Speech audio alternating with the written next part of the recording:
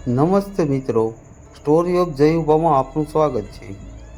આજે આપણે વહુ અને દીકરાએ માતા પિતાની સંપત્તિ લઈને તેને ઘરમાંથી શા માટે કાઢી મૂક્યા એ વિશે વાર્તા સાંભળીશું। બહાર ધોધમાર વરસાદ પડી રહ્યો હતો। 70 વર્ષના રમણભાઈ અને મંગળાબેન હાથમાં એક નાની પ્લાસ્ટિકની થેલી લઈને ઘરના ઓટલે ઊભા હતા। પાછળથી તેના ઘરનો દરવાજો બંધ થયો। પોતાના દીકરા આકાશે રાડ પાડીને કહ્યું, હવે આ ઘરમાં પગ મૂકતા નહીં, જે હતું એ બધું હવે મારું છે। મંગળાબેનની આંખમાંથી આંસુ વહી રહ્યા હતા અને રમણભાઈ ધ્રુજતા હાથે પત્નીને કહી રહ્યા હતા, મંગળા, આપણો દીકરો આવું કરશે એવું સપનામાં નહોતું વિચાર્યું, પણ સવાલ એ છે કે એક હસતા રમતા પરિવારમાં આવું કેમ થયું? ચાલો આપણે જોઈએ। વરસાદ પડી રહ્યો હતો, પણ રમણભાઈના કાનમાં તો દીકરા અને વહુએ જે બોલેલા શબ્દો ગુંજી રહ્યા હતા। અમદાવાદના એક શાંત વિસ્તારમાં રમણભાઈનું 2 માળનું મકાન હતું। રમણભાઈ સરકારી નોકરીમાંથી નિવૃત્ત થયા હતા। જે કંઈ પ્રોવિડન્ટ ફંડ અને બચત કરી હતી તે બધી તેમણે દીકરા આકાશના ભવિષ્ય માટે બેંકમાં ફિક્સ ડિપોઝિટમાં મૂકી દીધી હતી। એમની જિંદગીમાં બસ 3 જ માણસો હતા, પોતે, તેમની પત્ની અને દીકરો આકાશ। રમણભાઈ સ્વભાવે એકદમ ભોળા, આખી જિંદગી પ્રમાણિકતાથી નોકરી કરી હતી। મંગળાબેન ઘર સાચવતા અને આકાશને સારા સંસ્કાર આપવાની કોશિશ કરતા। આકાશ ભણવામાં સારો હતો એટલે મોટી કંપનીમાં એને સારી નોકરી મળી ગઈ। માતા પિતાના આનંદનો પાર નહોતો। રમણભાઈ ગર્વથી આખા મહોલ્લામાં કહેતા ફરે, મારો આકાશ હવે પગભર થઈ ગયો છે, મારે હવે કોઈ ચિંતા નથી। એવામાં આકાશના લગ્ન સ્નેહા સાથે થયા। નેહા શહેરના એક સુખી ઘરની છોકરી હતી। શરૂઆતના 6 મહિના તો બધું સરસ ચાલ્યું। નેહા ઘરમાં આવી ત્યારે મંગળાબેને એને વહુ નહીં પણ દીકરીની જેમ રાખી હતી। સવારે ચા આપવાથી માંડીને એની પસંદગીનું જમવાનું બનાવવામાં મંગળાબેન ક્યારેય આનાકાની ન કરતા। આકાશ પણ સવારે નોકરીએ જાય અને સાંજે આવીને માતા પિતા સાથે બેસીને દિવસભરની વાતો કરે। ઘરમાં ખુશીઓનો માહોલ હતો, પણ જેમ જેમ દિવસો વીતતા ગયા તેમ તેમ ઘરમાં ધીમે ધીમે વાતાવરણ બદલવા લાગ્યું। નેહાને નાનું ઘર અને વડીલોની હાજરી ખટકવા લાગી હતી। એક દિવસ સાંજે આકાશ ઓફિસેથી આવ્યો એટલે નેહાએ રૂમનો દરવાજો બંધ કરીને વાત શરૂ કરી, આપણે ક્યાં સુધી આ જૂના મકાનમાં રહીશું? તમારી ઓફિસના બધા મિત્રો કેવા મોટા ફ્લેટમાં રહે છે, વળી તમારા પપ્પાના નામે આ બધું છે, આપણા હાથમાં શું છે? આકાશ પહેલાં તો થોડો અચકાયો, પણ નેહાને રોજ રોજ આવું શરૂ કર્યું। એણે આકાશના મગજમાં એવું ભરાવી દીધું કે માતા પિતા પાસે બધી સંપત્તિ પોતાના નામે કરાવી લેવી જોઈએ। એક દિવસ સવારે ચા પીતી વખતે આકાશે પપ્પાને કહ્યું, પપ્પા, મારે બિઝનેસમાં થોડા પૈસા રોકવા છે અને ટેક્સ બચાવવા માટે જો આ ઘર મારા નામે થઈ જાય તો મને મોટી લોન મળી શકે એમ છે। તમે તો મારા પપ્પા છો, તમારાથી થોડું કંઈ છૂપવું હોય। રમણભાઈએ પત્ની મંગળાબેન સામે જોયું। મંગળાબેનની આંખોમાં સહેજ ચિંતા હતી, પણ દીકરા પરનો અંધવિશ્વાસ વધારે હતો। રમણભાઈ હસ્યા અને બોલ્યા, બેટા, આ બધું તારું જ છે ને? અમે વળી આ ઉંમરે મકાન લઈને ક્યાં જવાનું? તું તારે વકીલને બોલાવી લે, હું સહી કરી આપીશ। બસ આ એક સહીએ રમણભાઈની જિંદગીનો આખો નકશો બદલી નાખ્યો। ઘર અને બેંકના બધા પૈસા આકાશના નામે થઈ ગયા। જે દિવસે કાગળો પર સહી થઈ એ જ રાતથી વહુ નેહાનું વર્તન બદલાઈ ગયું। બીજા જ દિવસે સવારે મંગળાબેન રસોડામાં ગયા ત્યારે નેહાએ કહી દીધું, મમ્મી, હવે રસોડામાં હું સંભાળી લઈશ, તમારે કંઈ વચ્ચે બોલવાની જરૂર નથી। મંગળાબેનને નવાઈ લાગી, પણ એમને જતું કર્યું। ધીમે ધીમે વાત બગડતી ગઈ। રમણભાઈને જો સવારે વહેલી ચા જોઈતી હોય તો નેહા મોટું બગાડતી। આકાશ પણ હવે પપ્પાની સામે જોતો નહીં। એક રૂમમાં રમણભાઈ અને મંગળાબેન જાણે કેદ થઈ ગયા હોય એવું લાગવા માંડ્યું। ઘરમાં કોઈ નવો સામાન આવે તો એમના રૂમમાં પૂછવા પણ કોઈ ન જાય। અને પછી એક દિવસ એવી ઘટના ઘટી જેણે આ વૃદ્ધ દંપતીના પગ નીચેની જમીન સરકાવી દીધી। નેહાએ આકાશને સાફ કહી દીધું, જો આ ઘરમાં તમારા મા બાપ રહેશે તો હું મારા પિયર જતી રહીશ, કાં તો એ રહેશે કાં તો હું રહીશ. આકાશે વહુની વાત માની લીધી. એ રાત્રે વરસાદ આવી રહ્યો હતો. ત્યારે આકાશે પપ્પાના રૂમમાં જઈને સામાનની થેલી બહાર ફેંકી દીધી. રમણભાઈએ આકાશનો હાથ પકડ્યો. બેટા, આવું ન કર, અમે ક્યાં જઈશું? પણ આકાશના દિલમાં દયા જ નહોતી. એણે બંનેને ધક્કો મારીને ઘરની બહાર કાઢી મૂક્યા અને દરવાજો બંધ કરી દીધો. હવે રમણભાઈ અને મંગળાબેન રાત્રે રસ્તા પર એકલા હતા. ક્યાં જવું, કોની પાસે મદદ માંગવી, બધું જ લૂંટાઈ ગયું હતું. આવું વિચારતા હતા. વરસાદમાં રમણભાઈ અને મંગળાબેન ભીંજાઈ ગયા હતા, પણ એમના દિલમાં તો આઘાતની આગ લાગી હતી. એની આગળ આ ઠંડુ પાણી પણ નકામું હતું. મંગળાબેન ધ્રુજતા અવાજે બોલ્યા, હવે આપણે ક્યાં જઈશું? આપણી પાસે તો એક રૂપિયોય નથી.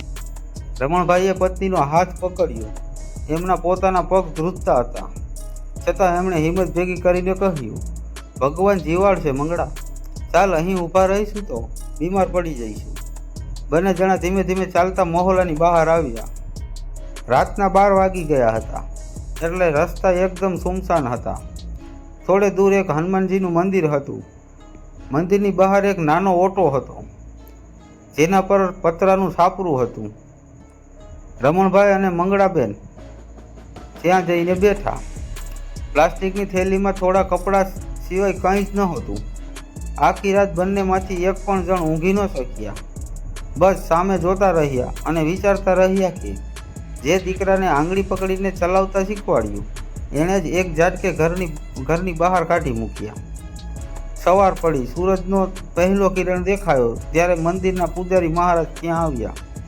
એમણે આ વૃદ્ધ દંપતીને ભીના કપડે ઓટલા પર બેઠેલા જોયા. પૂજારી દયાળુ માણસ હતું. એ નજીક આવ્યા અને પૂછ્યું, અરે રમણભાઈ, તમે બંને અહીં સવારમાં? અને આ કપડાં કેમ ભીના છે? કંઈ આફત આવી છે? રમણભાઈની આંખોમાંથી આંસુ ટપકી પડ્યા. એ કંઈ બોલી શક્યા નહીં. મંગળાબેને રડતા રડતા આખી વાત કહી દીધી કે કેવી રીતે આકાશે બધી સંપત્તિ પોતાના નામે કરાવીને એમને ઘરમાંથી કાઢી મૂક્યા. પૂજારી મહારાજની આંખો પણ ભીની થઈ ગઈ. એમણે લાંબો શ્વાસ લીધો અને કહ્યું, કળિયુગ છે ભાઈ, તમે ચિંતા ન કરો. તમે પહેલાં અંદર આવો, થોડી ગરમ ચા પાણી પી લો.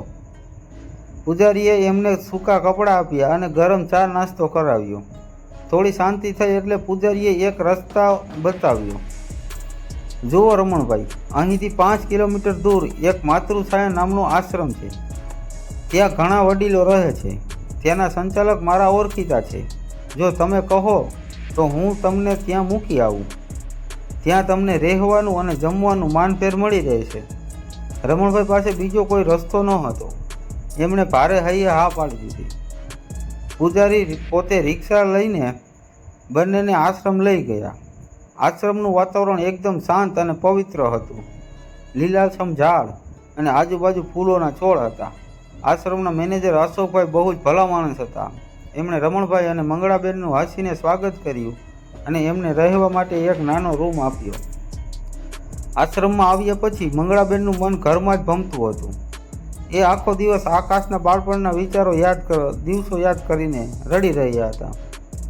મારો આકાશ નાનો હતો, મને મૂકીને ક્યાંય જતો નહીં. એને આજે મારા વગર કેમ ગમતું હશે? રમણભાઈ પત્નીને સમજાવતા, મંગળા, હવે એ આપણો દીકરો નથી રહ્યો. જેણે પૈસા પાછળ મા બાપને છોડી દીધા, એના માટે આંસુ ન વહાવાય. દિવસો વીતતા ગયા. આશ્રમમાં બીજા ઘણા બધા વડીલો હતા, જેમની વાર્તા પણ કાંઈક આવી જ હતી. ધીમે ધીમે રમણભાઈ અને મંગળાબેન એ બધા સાથે હળવા મળવા લાગ્યા. રમણભાઈ આશ્રમના બગીચાની સંભાળ રાખવા લાગ્યા અને મંગળાબેન રસોઈમાં મદદ કરવા લાગ્યા. એમણે લાગ્યું કે ચલો, હવે જિંદગીના છેલ્લા દિવસો અહીં શાંતિથી વીતી જશે. પણ વિધાતાના લેખ કંઈક જુદા જ હતા. એક દિવસ બપોરે આશ્રમના ટીવી પર સ્થાનિક ન્યૂઝ ચેનલ ચાલી રહી હતી. જેમાં અચાનક એક એવા સમાચાર આવ્યા કે જે સાંભળીને રમણભાઈના હાથમાંથી પાણીનો ગ્લાસ નીચે પડી ગયો અને મંગળાબેનની ચીસ નીકળી ગઈ. ન્યૂઝમાં બતાવી રહ્યા હતા કે અમદાવાદના એક મોટા મકાનમાં ભયંકર શોર્ટ સર્કિટના કારણે આગ લાગી છે અને આખું ઘર બળીને ખાક થઈ ગયું છે. ટીવીના સ્ક્રીન પર જે ઘર બળતું દેખાતું હતું એ બીજું નહીં પણ રમણભાઈનું પોતાનું જ મકાન હતું. અને એથી મોટો આંચકો એ હતો કે ઘરમાં આકાશ અને નેહા અંદર જ ફસાયેલા હતા. ટીવી પર પોતાના જ ઘરને સળગતું જોઈને મંગળાબેન છાતી કૂટવા લાગ્યા. મારો આકાશ, મારો દીકરો અંદર છે, હે ભગવાન, હે રક્ષા કરજે. મંગળાબેન આશ્રમના દરવાજા તરફ દોડ્યા. એમની આંખોમાંથી આંસુ રોકાતા નહોતા. જે દીકરાએ એમને એક કપડાં ભેર ઘરમાંથી કાઢી મૂક્યા હતા, એ જ દીકરા પર મુસીબત આવી ત્યારે માનું દિલ બધું જ ભૂલી ગયું. રમણભાઈના પગ પણ ધ્રુજતા હતા. એમણે અશોકભાઈને વિનંતી કરી, ભાઈ, અમને જેમ બને તેમ જલ્દી ત્યાં લઈ જાઓ. અમારો એકનો એક દીકરો મુસીબતમાં છે.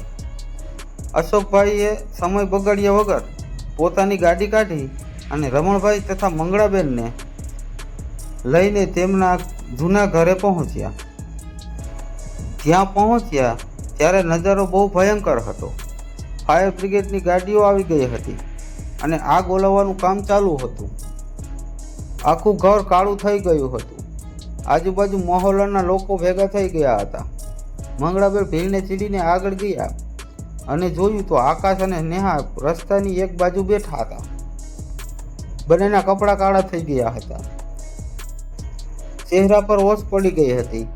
ફાયર બ્રિગેડના માણસોએ એમને સમયસર બહાર કાઢી લીધા હતા એટલે જીવ બચી ગયો હતો. પણ આકાશના હાથ અને પગ થોડા દાઝી ગયા હતા. સૌથી મોટી વાત એ હતી કે ઘરની અંદર રહેલી બધી જ સંપત્તિ, દાગીના અને કાગળો બળીને રાખ થઈ ગયા હતા. જે મકાન અને પૈસાના અભિમાનમાં આવીને તેમણે મા બાપને કાઢ્યા હતા, એ બધું જ કુદરતે 1 કલાકમાં સાફ કરી નાખ્યું હતું. આકાશે જ્યારે સામું જોયું તો એની નજર સામે એના માતા પિતા પર પડી. એને લાગ્યું કે પપ્પા હમણાં બધાની સામે એને વઢશે અથવા મહેણું મારશે. કે જોયું ને, મા બાપના આંસુ વહાવવાનું શું પરિણામ આવ્યું. નેહા પણ ડરના માર્યા ધ્રુજી રહી હતી અને નીચે જોઈ ગઈ. પણ ત્યાં કંઈક એવું બન્યું જેની કોઈએ કલ્પના નહોતી કરી. મંગળાબેન દોડીને આકાશ પાસે ગયા અને તેને ગળે લગાડી લીધો. બેટા, તને બહુ વાગ્યું તો નથી ને? તારો જીવ બચી ગયો? ભગવાને મારી પ્રાર્થના સાંભળી લીધી. માના મોઢેથી આ શબ્દો સાંભળીને આકાશના અંદરની સાવ તૂટી ગયો. એની આંખોમાંથી દળદર આંસુ વહેવા લાગ્યા. એણે મંગળાબેનના પગ પકડી લીધા. મમ્મી, મને માફ કરી દે. મેં તમારી સાથે બહુ મોટો પાપ કર્યો હતો. આ એની જ સજા છે. મારી બધી સંપત્તિ રાખ થઈ ગઈ. મારી પાસે હવે કંઈ જ નથી બચ્યું. રમણભાઈ પણ નજીક આવ્યા. એમણે આકાશના માથા પર હાથ મૂક્યો અને આજુબાજુ ઊભેલા લોકોને કહ્યું, જે થયું એને ભૂલી જાઓ. પૈસા તો આજે છે ને કાલે નથી. મારો દીકરો સલામત છે, એ મારે માટે મોટી મિલકત જ છે. નેહા પણ રમણભાઈના પગમાં પડી ગઈ. પપ્પા, મેં તમારા ઘરના ટુકડા કર્યા, તમને રસ્તા પર લાવી દીધા, છતાં તમે અમારી ચિંતા કરીને અહીં આવ્યા. મને માફ કરી દો. મહોલ્લાના લોકો આ દ્રશ્ય જોઈને સ્તંભ થઈ ગયા. જે મા બાપને આ દીકરા વહુએ રડાવ્યા હતા, એ જ મા બાપ આજે એમના દુઃખમાં ઢાલ બનીને ઊભા હતા. પણ હવે મોટો સવાલ એ હતો કે આખું ઘર તો બળી ગયું હતું. હવે આ 4 જણા રહેશે ક્યાં? આકાશ પાસે હોસ્પિટલના ખર્ચના પણ પૈસા નહોતા.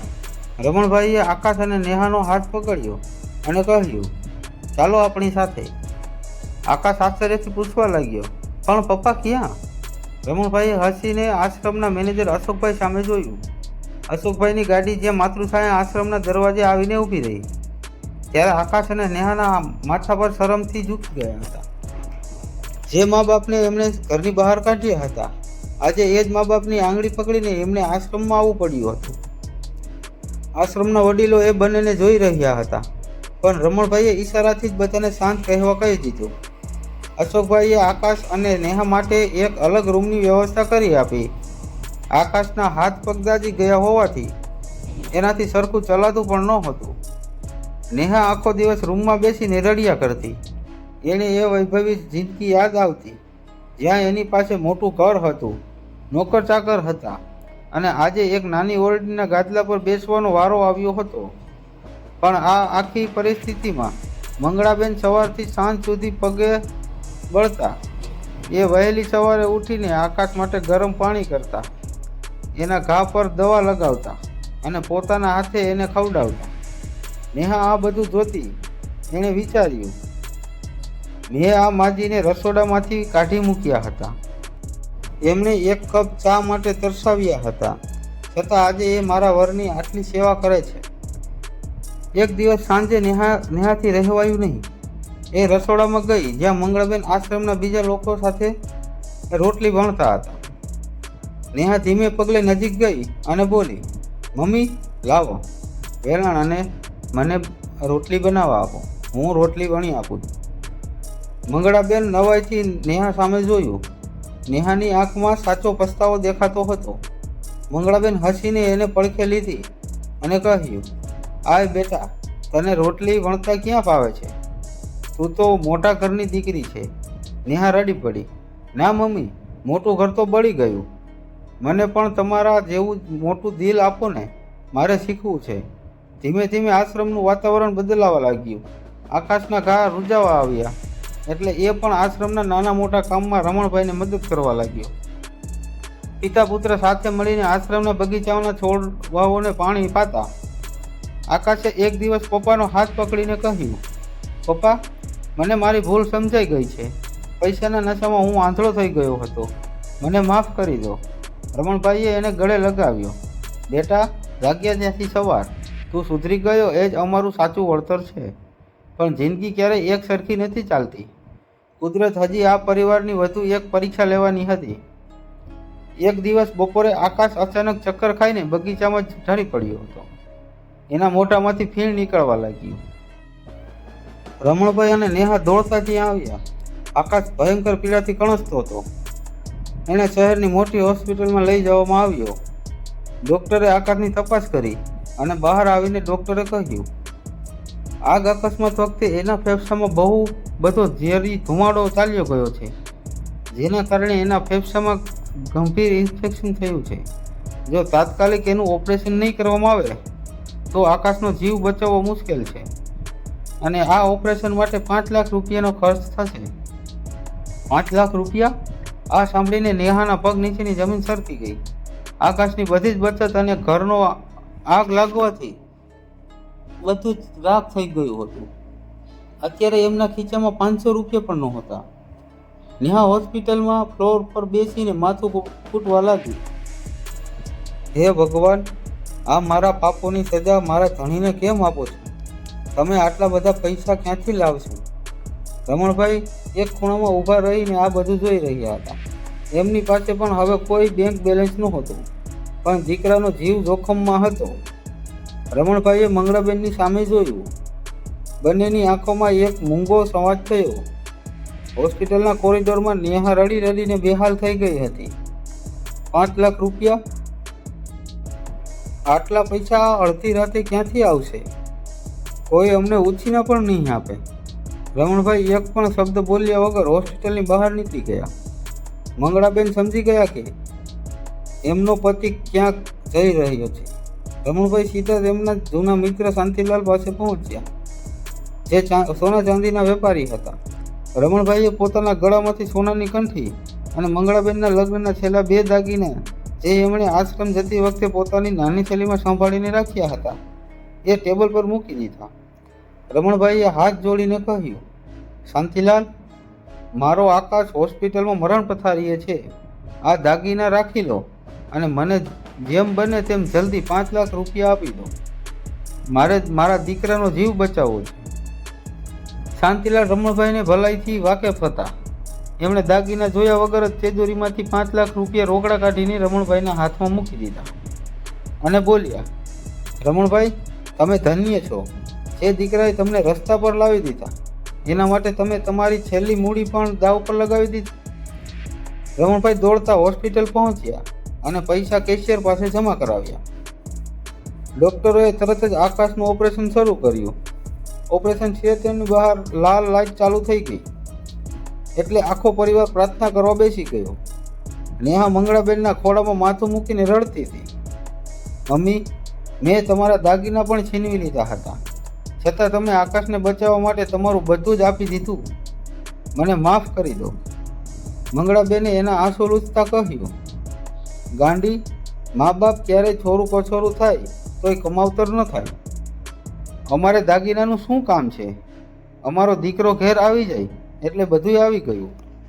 4 કલાકના લાંબા ઓપરેશન પછી ડૉક્ટર બહાર આવ્યા. એમના ચહેરા પર સ્મિત હતું. એમણે માસ્ક હટાવીને કહ્યું, અભિનંદન, ઓપરેશન સફળ રહ્યું. આકાશ હવે જોખમની બહાર છે. સમયસર પૈસા આવી ગયા એટલે અમે એનો જીવ બચાવી શક્યા. આ સાંભળતા જ નેહા અને મંગળાબેનના આંસુ ખુશીમાં બદલાઈ ગયા. રમણભાઈએ ઉપર આકાશ સામે જોઈને ભગવાનનો આભાર માન્યો. 2 દિવસ પછી આકાશને હોશ આવ્યો. જ્યારે એણે આંખો ખોલી ત્યારે એની સામે એના માતા પિતા ઊભા હતા, જેમની આંખોમાં દીકરાને જીવતો જોવાનો હરખ હતો.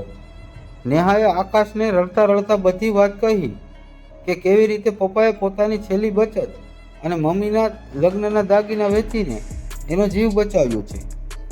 આ સાંભળીને આકાશની આંખોમાંથી આંસુ વહેવા લાગ્યા.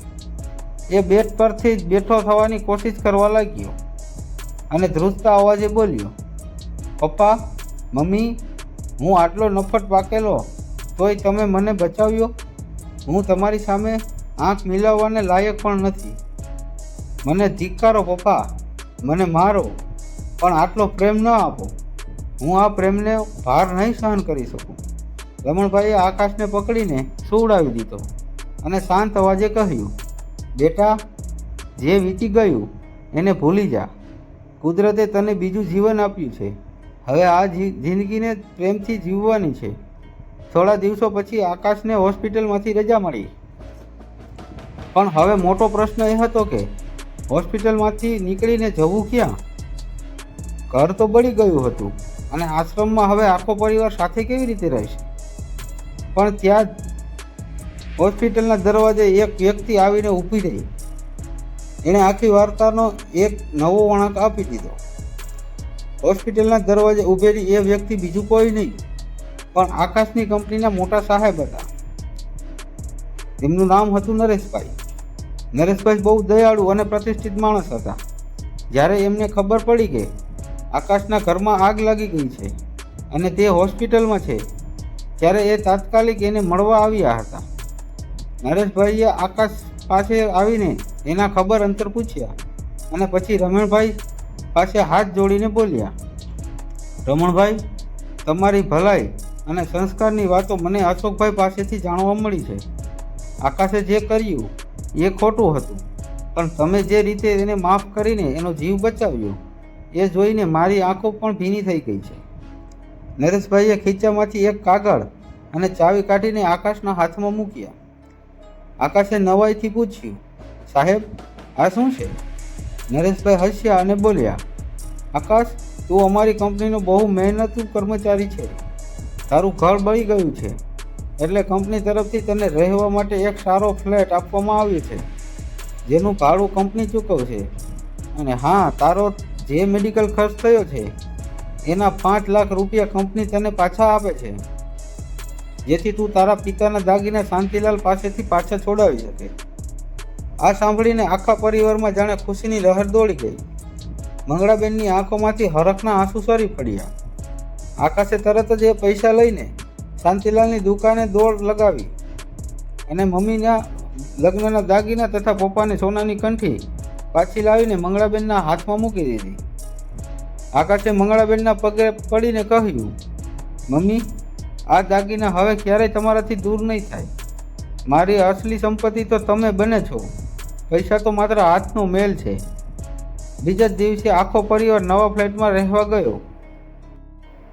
નેહાએ ઘરના ઉંબરે આવીને સૌથી પહેલાં મંગળાબેન અને રમણભાઈના ચરણ સ્પર્શ કર્યા અને કહ્યું, પપ્પા, મમ્મી, આ ઘરમાં પહેલો પગ તમારો જ હોવો જોઈએ.